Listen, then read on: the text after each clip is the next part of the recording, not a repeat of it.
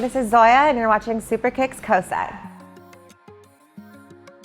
So I started making music since I was like a little girl. Have been dancing my whole life, and around 11 years old my dad bought me a guitar and I started writing songs then. I actually recorded my first album in India when I was 12 years old and went to Berklee College of Music in Boston, and I guess, yeah, this has been my life.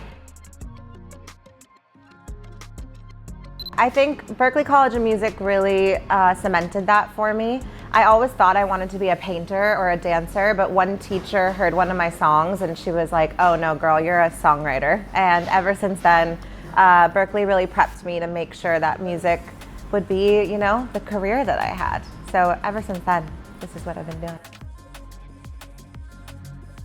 Yeah, my family is super musical. They would throw like literally the biggest Indian parties in Newport Beach and make all of us kids perform for like 300 people since I was like 2 years old. So the music that I loved as a kid was pop music in the late 90s, early 2000s. And I think coming from that background of pop music and music from the West, and then coming to India and bringing that here has been something that I've kind of been doing since I came here for the first time and lived here in 2015.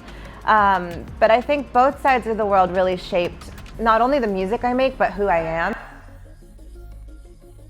The last album that we just released is called The Human Era Is Over, which is an acronym for the I.O., and it's literally a pop album about my existential crisis, about what technology is doing to love and art. So it's kind of crazy that we wrote a whole pop record about that. My favorite song from the album is Love on a Machine because it's so fun to play live, and it is just, yeah, it's a satire about like the love that I wish I had and the love that I don't want to have, which is love on a machine, you know, like scrolling on your phone for a soulmate or finding love on the internet is just not what I want. So Love on a Machine is a really fun pop record just about that.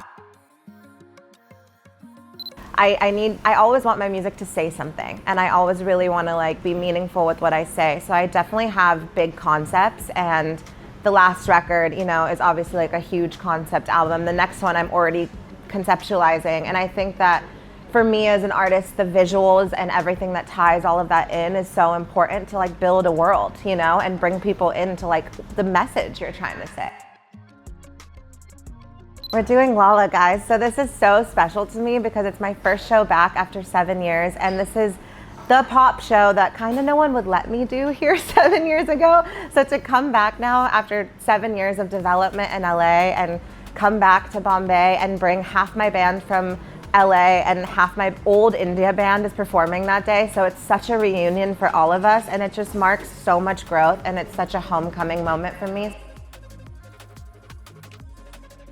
My style ebbs and flows. It depends if I'm on the beach or if I'm on stage. You know what I mean? I have a total beach Venice girl in me.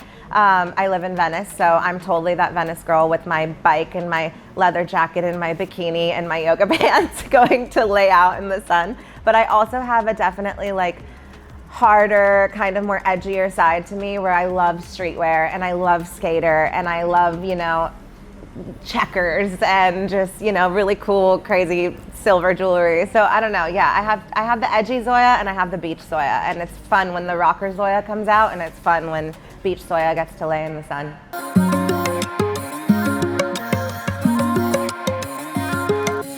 In the dark we whispered, just you and me. You taught me all I know about intimacy. Candles and back doors, stealing my sleep. First kiss, first love, first everything. In the middle of a big crowd, you're all I see. Yeah, you got options, but you're choosing me. You make it all real, like a movie. First kiss, first love, first everything.